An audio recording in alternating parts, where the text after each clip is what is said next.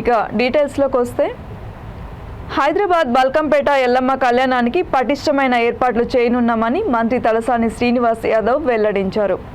వచ్చే నెల 20వ తేదీన జరిగే అమ్మవారి కళ్యాణం నిర్వహణ ఏర్పాట్లైన MCHRDలో వివిధ శాఖల అధికారులతో ఆయన సమీక్ష నిర్వహించారు. ఈ సందర్భంగా ఆయన మాట్లాడుతూ జూన్ 19న ఎదుర్కోళ్లు, 20న కళ్యాణం, 21న రథోత్సవం జరుగుతాయని వివరించారు. అమ్మవారి కళ్యాణానికి లక్షలాది మంది భక్తులు తరలిరానున్న నేపథ్యంలో ఎలాంటి ఇబ్బందులకు గురి కాకుండా అన్ని జాగ్రత్తలు తీసుకుంటామని అన్నారు. తెలంగాణ ఏర్పడిన తర్వాత ముఖ్యమంత్రి కేసీఆర్ ఆదేశాల మేరకు ప్రతి సంవత్సరం అమ్మవారి కళ్యాణం ఘనంగా నిర్వహిస్తున్నామని తెలిపారు. 19వ తారీఖున ఎదుర్కోలు ఉంటుంది. అమ్మవారి కళ్యాణం 20వ తేదీన ఉంటుంది. 21 రథం ఊరేగింపు ఉంటుంది. అయితే వచ్చే భక్తులకు ఎటువంటి ఇబ్బందులు లేకుండా అన్ని ప్రికాషన్స్ తీసుకోవాలనేటువంటి ఉద్దేశంతో ఇక్కడ అందరు అధికారులు కానివ్వండి, అదేవిధంగా ట్రస్టీ చైర్మన్ గారు, మెంబర్స్ కానివ్వండి, కొన్ని లక్షలాది మందికి అన్నదానం చేసేటువంటి దాతలు కానివ్వండి, అందరి సహకారం తీసుకొని బ్రహ్మాండంగా ఏర్పాటు చేయడం జరుగుతుంది. తెలంగాణ రాష్ట్రం ఏర్పడక ముందు దగ్గర ఒక 50-60 వేల మంది కళ్యాణానికి అమ్మవారి దగ్గరకు వస్తుండే.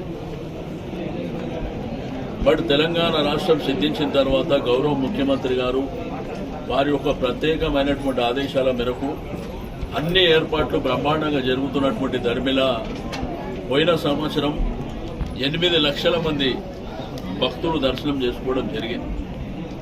కాబట్టి ఈసారి పెరిగేటువంటి అవకాశం కూడా ఎక్కువ ఉన్నది. కాబట్టి వచ్చేటువంటి భక్తులకు ఎటువంటి ఆటంకాలు, ఇబ్బందులు లేకుండా తెలంగాణ పల్లెలే కాకుండా యావత్ భారతదేశం నుంచి, చాలా రాష్ట్రాల నుంచి, విదేశాల నుంచి కూడా అమ్మవారి భక్తులు రావడం జరుగుతుంది. కాబట్టి అందుకే ముందు జాగ్రత్త కింద బిఫోరే కొంత ఏర్పాట్లు, ప్రిపరేషన్ చేసుకోవాలనేటువంటి ఉద్దేశంతోనే ఈరోజు సమావేశం ఏర్పాటు చేసుకోవడం జరిగింది.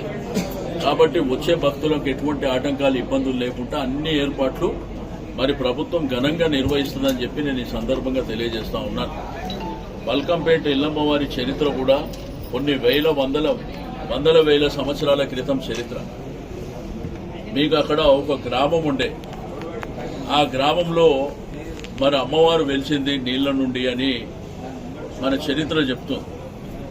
కాబట్టి ఆ చరిత్ర కలిగినటువంటి అమ్మవారిని పవిత్రంగా మరి పూజించేటువంటి భక్తులు కొన్ని లక్షల సంఖ్యలో మరి అమ్మవారి కళ్యాణంకు రావడం జరుగుతుంది. ప్రతి మంగళవారం, శుక్రవారం, ఆదివారం కానివ్వండి. మరి ఈ సంవత్సరం ఏంటంటే ఈ మెయిన్ ద్వారం ఏదైతే ఉన్నదో ఆ వెండి తాపడం చేపేయడం జరుగుతుంది. దాంతోపాటు బంగారు మండపము, ఇట్లా చాలా కార్యక్రమాలను కూడా మేము ఏర్పాటు చేయడం జరిగింది. కాబట్టి అందరూ కూడా సమిష్టిగా అక్కడ ఉన్నటువంటి స్థానికులను కూడా కాన్ఫిడెన్స్లోకి తీసుకొని వాళ్ళ సహకారం తీసుకొని కూడా మరి బ్రహ్మాండంగా ఈ కార్యక్రమాలన్నీ నెరవేర్చడం జరుగుతుంది. చుట్టుపక్కల ప్రాంతాల రోడ్లు కానివ్వండి, డ్రైనేజీ వ్యవస్థ కానివ్వండి, మంచినీటి సదుపాయం, లైటింగ్ సదుపాయం కానివ్వండి, వచ్చే భక్తులకు మరి పోలీస్ బందోబస్తు కానివ్వండి, సీసీ కెమెరాలు కానివ్వండి, ఇవన్నీ కూడా బ్రహ్మాండంగా మీరు చూస్తే అది ఒక పుణ్యక్షేత్రం తయారైంది. ఈరోజు 2 మెయిన్ రోడ్డు మీద కానీ పక్కన 2 మండపాలు ఏర్పాటు చేసుకోవడం జరిగింది. అక్కడ స్థానికంగా కొబ్బరికాయలు, పూలు అమ్ముకునేటువంటి సంవత్సరాల తరబడి, అంటే వాళ్ళ పూర్వీకులు కూడా అమ్ముతుండే, వాళ్ళందరికీ 34 షాపులు మరి కన్స్ట్రక్షన్ చేసి ఉచితంగా వాళ్ళకి ఇవ్వడం జరిగింది. ఎందుకంటే ఒక పవిత్రమైనటువంటి దేవాలయం కాబట్టి ఆ దేవాలయం దగ్గర అందరూ సంతోషంగా ఉండాలి, భక్తులందరూ సంతోషంగా ఉండాలనేటువంటి ఉద్దేశంతోనే ఈ కార్యక్రమాలను ఏర్పాటు చేయడం జరిగింది. కాబట్టి ఏర్పాట్లకు ఎటువంటి లోటు లేకుండా జాగ్రత్త తీసుకుంటాం. ఓకే.